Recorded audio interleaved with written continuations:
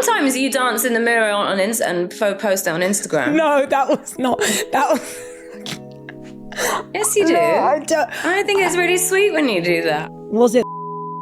Yes. Oh my God. Obviously, we're not going to put that in. That's what I mean, like it. Boom, boom, boom, boom. No, it's too good. No. This week's episode of Miss Me contains some very strong language and some adult themes. Hi! Welcome to Listen Bitch. The dancing episode. We're not going to be doing dancing. We're just going to talk about dancing with all of you today. But we do like a dance. We do like a dance. Oh God, yeah.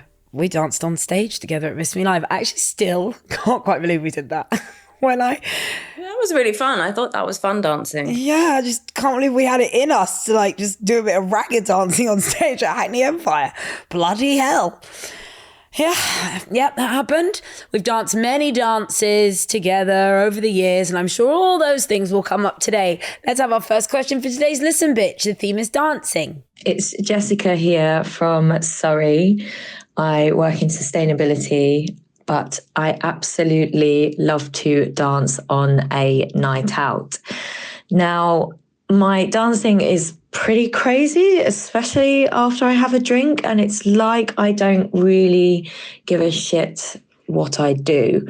But my signature dance move is definitely like a slut drop / Russian, like Kozaki type dancing, and the next day I generally cannot walk.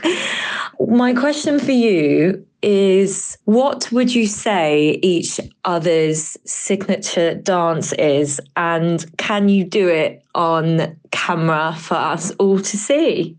Love you both. Keep doing what you do. I absolutely love listening to the podcast every week. That's really sweet, but fuck no. I'm not doing that today. No, I will not be doing that. If you want to see our signature dance moves, take a look at Listen Bitch. Sorry, Miss Me Live. That's where they came up. Sometimes you dance in the mirror and post it on Instagram. No, that was not. That was.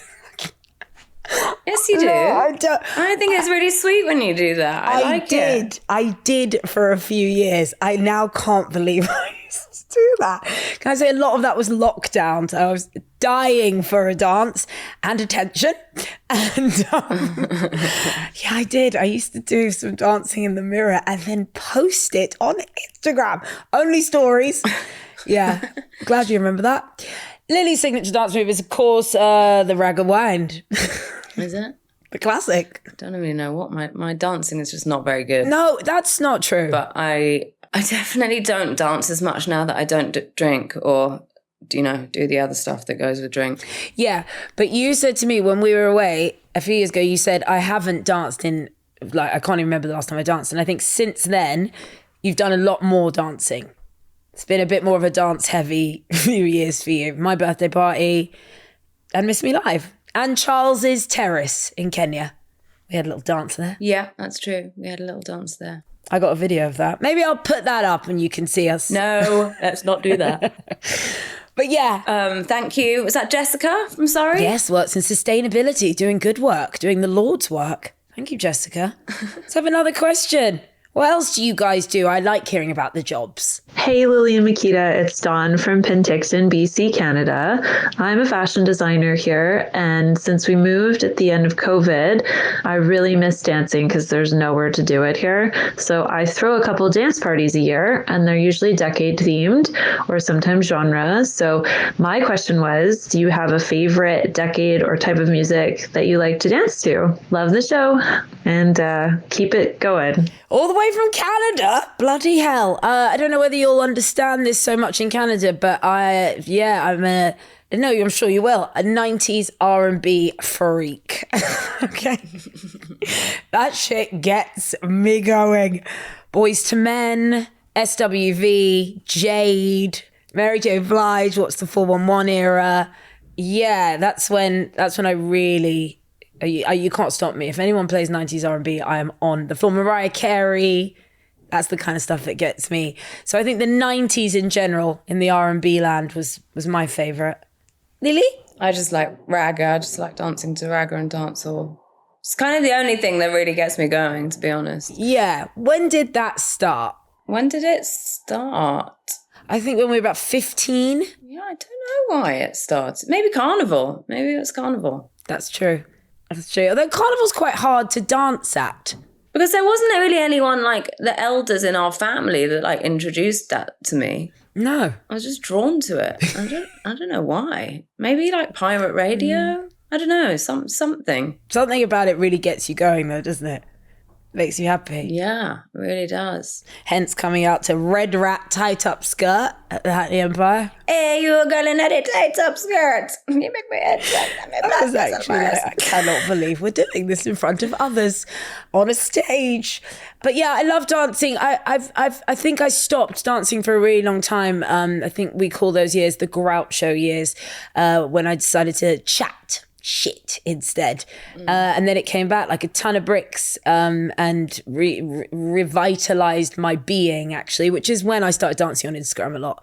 I was sort of finding I was re-finding an old part of myself that had been lost for a very long time. And I suddenly felt really free. I wanted to ask you with sobriety and dancing, because basically dancing is an expression of freedom, I suppose. Like, you do have to feel free to dance, and that's why I think a lot of people need a drink before they dance. But I'd like to know that I could dance without alcohol, and I think I can, and I think I'd enjoy it just as much. I remember going to a gig once in Los Angeles, and there was this band who are quite famous band who shall remain nameless because I don't want to out them. And there was a woman that was dancing, you know, feeling pretty free and not being sort of self-conscious at all, you know, just with abandon and having a really nice time. Yeah. And the said band, were just standing there behind her, just laughing and pointing. It was devastating.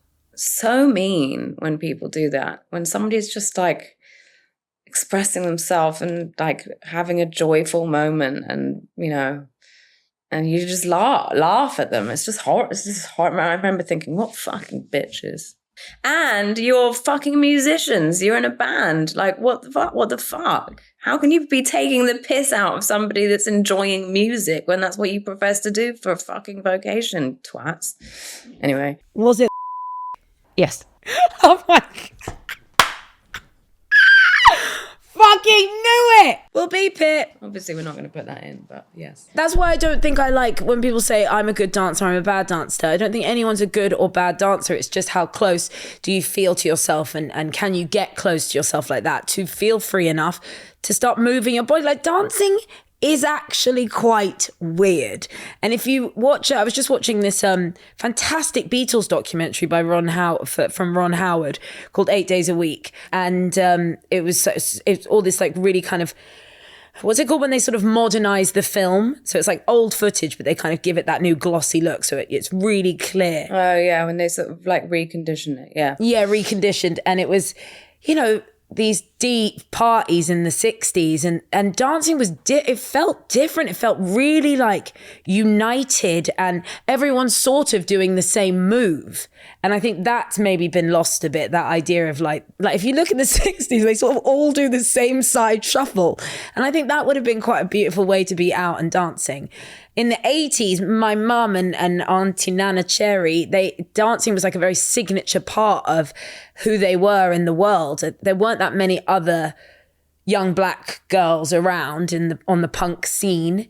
And my mum used to say when they felt intimidated, they would just look at each other and just sort of go into kind of a dance together, and it would really bring their power back to them. And I think me and Naima still dance, Naima Nana's daughter, we dance like that as well. There's something quite spiritual and connected to our parents that I feel when we all are dancing together. Even when me, you and Phoebe are dancing, I feel something very old is connecting us through our parents and the way they sort of were together and the way they used to move together. Yeah.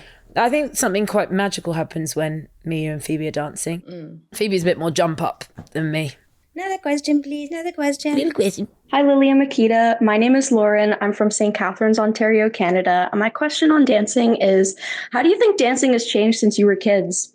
Lily, I know you have young teenagers. Do you notice a difference in their attitude towards dancing?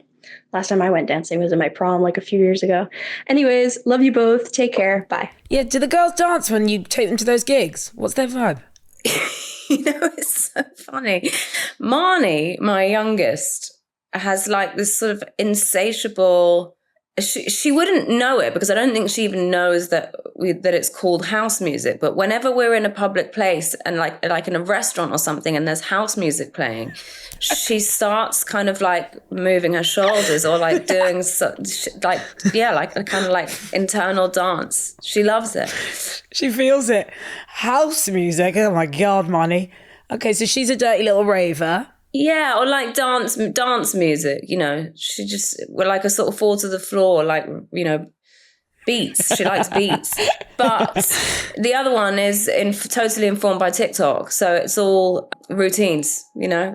All they do is they sit up, they listen to music upstairs and they make up routines. Isn't that funny? So I guess TikTok has changed dancing in that way. See, that kind of takes freedom away from it and everything becomes a bit more choreographed. Although we did like to make up dances when we were young. Did I make you do that with me? No.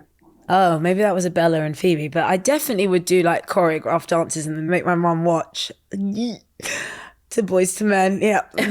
That's sweet. That's nothing to be embarrassed about. That's just such a precocious little shit. Like, watch me dance. Like, okay, Miquita.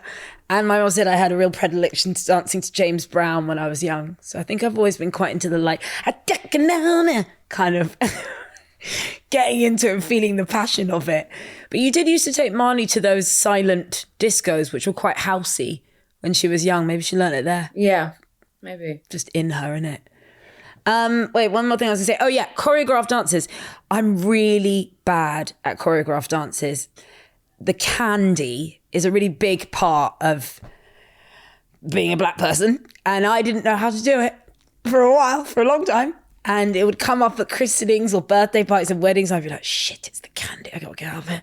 And then about 2 years ago, I said, no, I can't live like this. So I got my white Swedish friend, Natty, to teach me in my house, like for like 2 hours, like properly like rehearse it and teach me. So I can't not know this anymore. And then at Tyson's baby shower, the whole party did the candy and I could do it with them because I'd rehearsed and I'd practiced. And there's something really fun about, yeah, sorry, this is probably like Ethel with TikTok and choreographed dancing. Something lovely about all moving together at the same time in a room.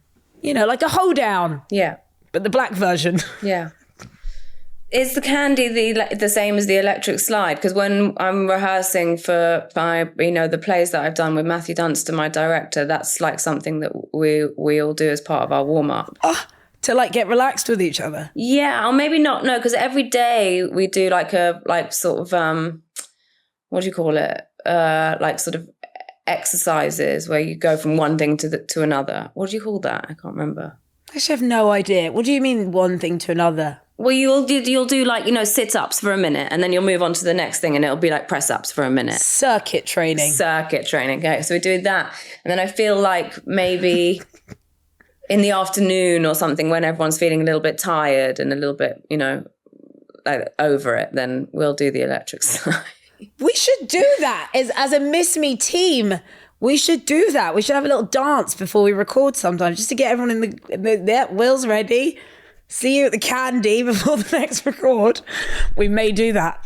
Let's have another bloody question.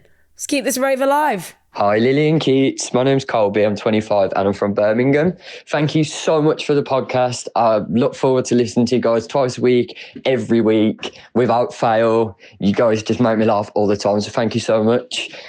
So this week's subject being dancing, I always said if I could go back in time and really go for one career path, I would love to be a dancer. Just dancing, touring the world. I'd love to be like, on stage, being like a backup dancer for a big singer, something like that. It was the life that I should have lived.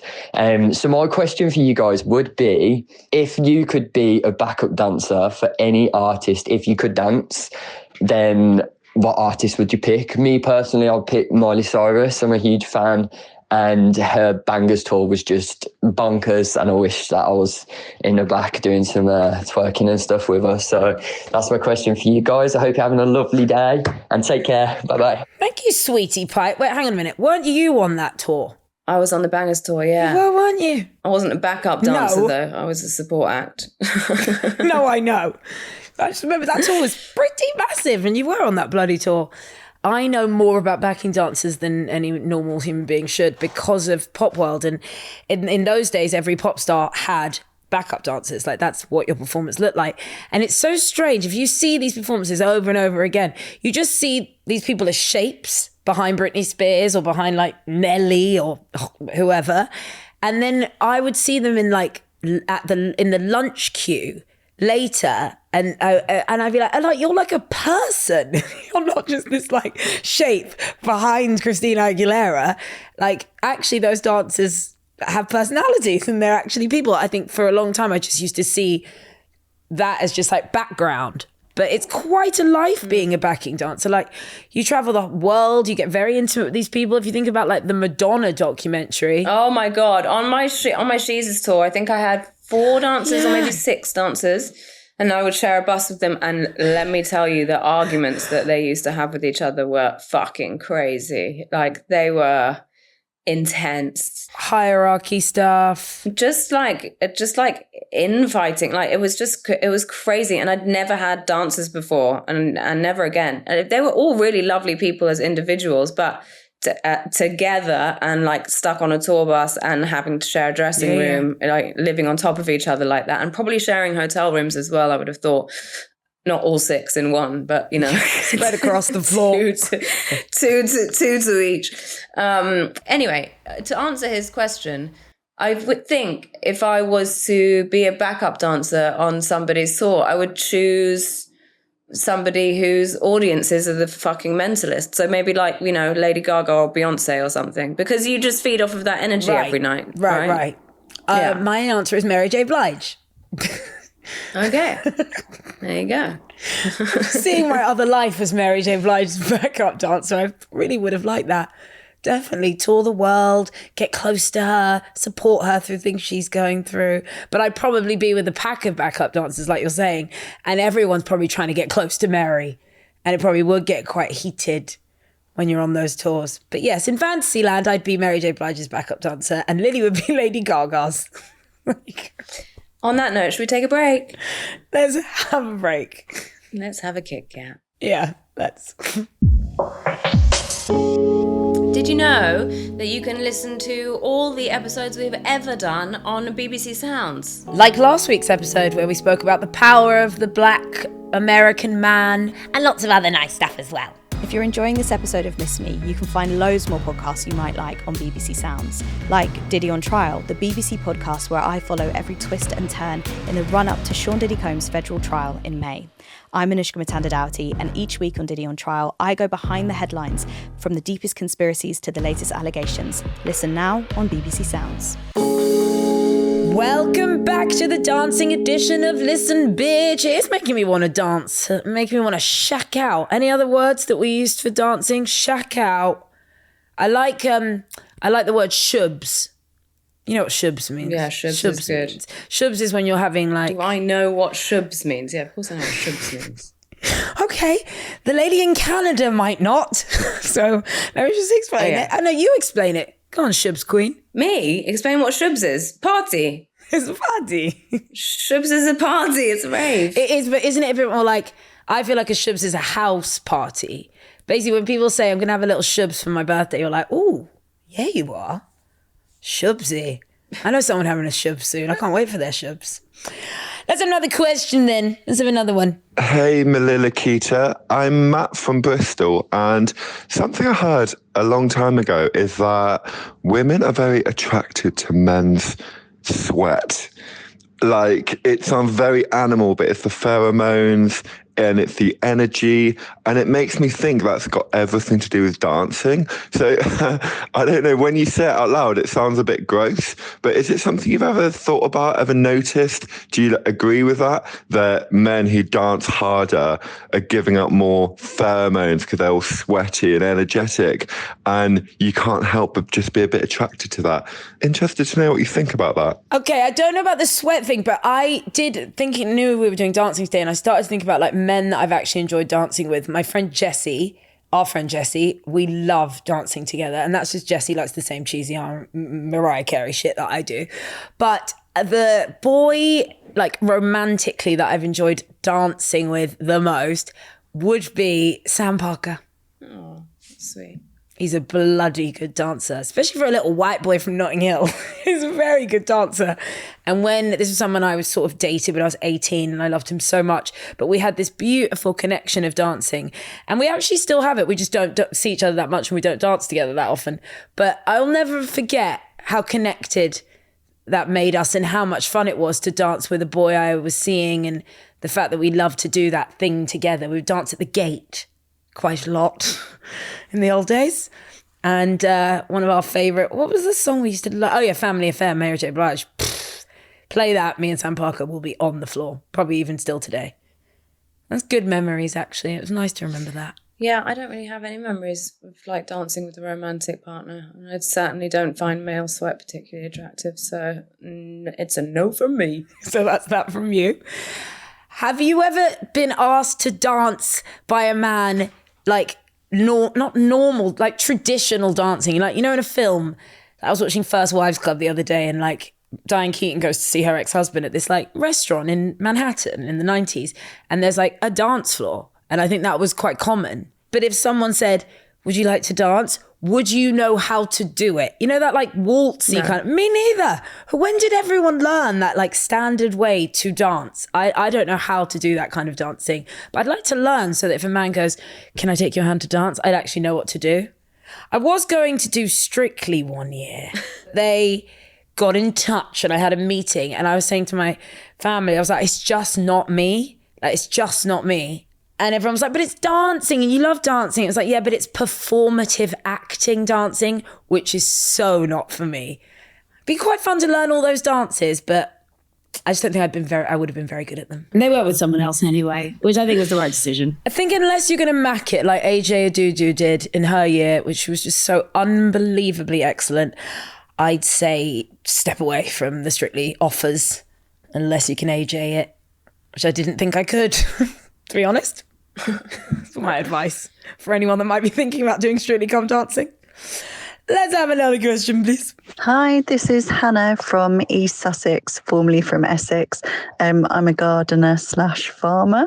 My question is, if you got to go on Strictly Come Dancing, what dance would you pick? Like, what would be your favourite one to do? And do you have a song that you'd love to dance to? Thanks, love it, bye.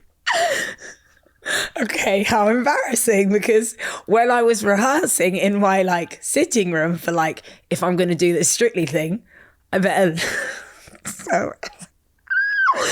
find a song and like try and do this. Oh my God, I actually forgot about this. And the song I went for was Beyonce, Come Take My Hand, I will let you go, I'll be your friend, I will love you so deeply. And I would like throw myself back and forth around my sitting room. Yeah, thank God they didn't want me to do it. That's hilarious. So yeah, I would definitely do like a Beyonce type song with lots of like, maybe the cha-cha. Maybe that's the cha-cha. I don't know what any of the dances are, and I don't want Strictly, so I can't give you any answers. Sorry for being so uninteresting. No, you know what you could do? You could do what is it called? Like the jive? You could do the jive if you wanted to. It's actually making me feel sick talking about it. I don't want to do any of the dances on Strictly, please. Me neither. That's a no from Lil. It's a no to the jive and it's a no to the list. I think we'll move on to the next question. Can we have another question, please? Thanks for that, though. Hi, Miquita and Lily. This is Jamie from Hertfordshire. And my question is for dancing. I absolutely love dancing. Dancing to me is life. I dance in the kitchen, in the bathroom, with my kids, with my husband. Everything is just dancing. It means the world to me. I go to contemporary dance classes every week and I just dance my heart out, and all the people around me love dancing. And to me, it's just life and makes me happy and bubbles up my soul and is everything in life. So my Thing is, I dance to the beat of the music, but lots of my friends dance to the words of the music. And I was just wondering which one you guys do. All right, love the podcast. Love you guys. Bye. Do you listen to the beat or the lyrics? I think it's a combination, isn't it? Yeah, I'd say it's a combination of the two. Like Red Rat, you're dancing to the oh no, but you're also dancing to the ding, ding, ding. Is that a terrible description? That's a really tricky question to answer. I mean, yeah, because the sort of tempo of the lyrics, I don't... In the old days, we used to, I don't know whether you were there, but we used to headbang, okay? We used to headbang. When we went to see Smashing Pumpkins, and that's very much like standing straight, oh my God, and you sort of headbanging is stupid. And you don't really move your body. It's just like that. And that is to the lyrics, I guess. I'm trying to think like headbanging to Nirvana and stuff. You would be very much lyrics led. I think when you're dancing to all things at once and it all comes together, that's probably when dancing feels the best. When you're not thinking about it too much, babe. When you're not thinking I suppose if it's not particularly beat-driven music, so if it's like some modern like pop music, you know, like female singer-song like Sabrina Carpenter or something, then I would be dancing to the lyrics rather than the beat. But if I was listening to ragga or drum and bass or jungle, then it's obviously the beat that you're dancing to. Concisely put. Thank you.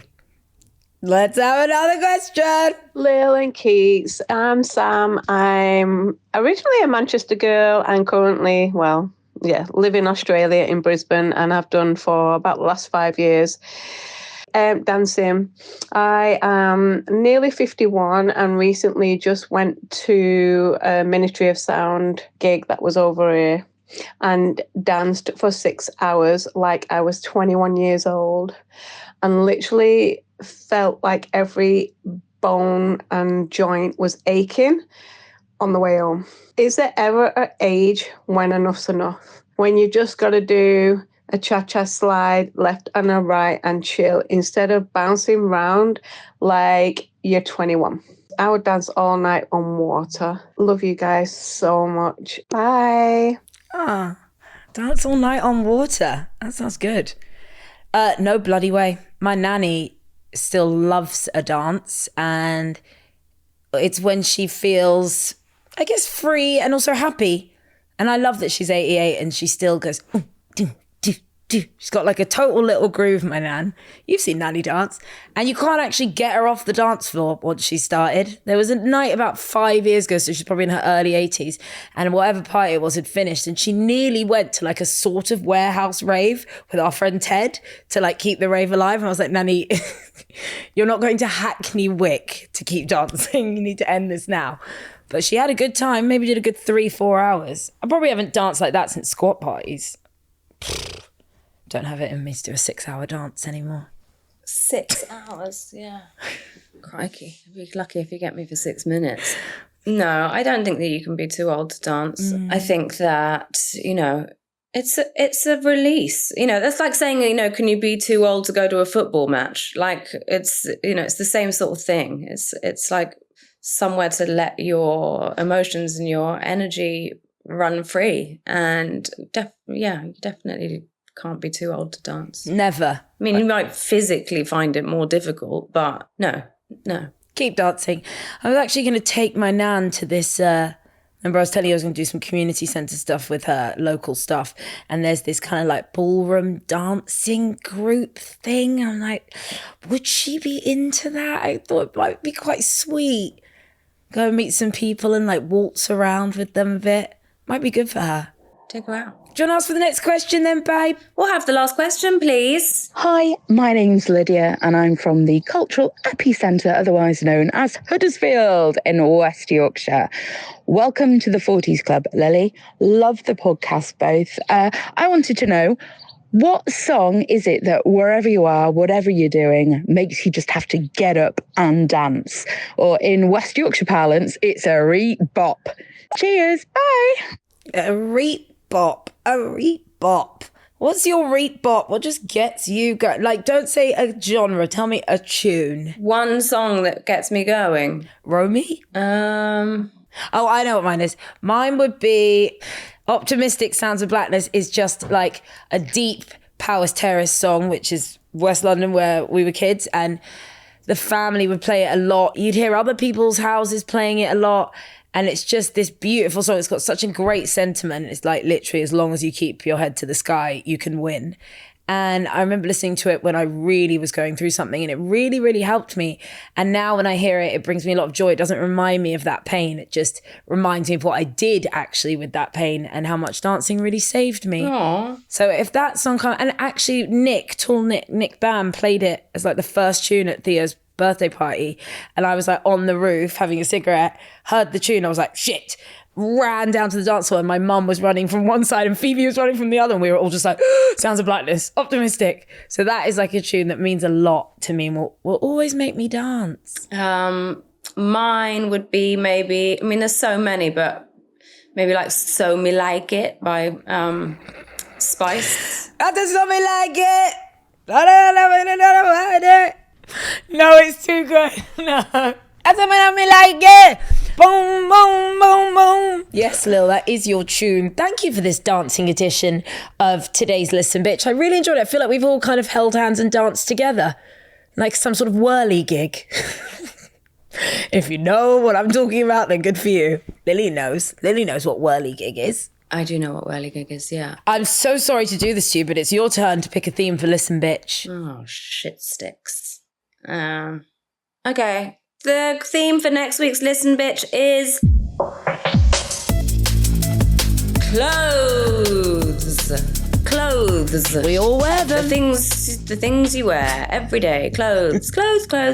We all put them on. Let's take them off together. The number to send your voice notes to, your lovely, lovely voice notes, is 08030 4090, 08030 4090. You can continue telling us your jobs. I'm really enjoying it. Really enjoying it. Thank you. Telling us even more about your lives. We will see you next week. Lil, I'll call you later. Check up on you. See if you're feeling a bit better. Mwah. Bye. Whee!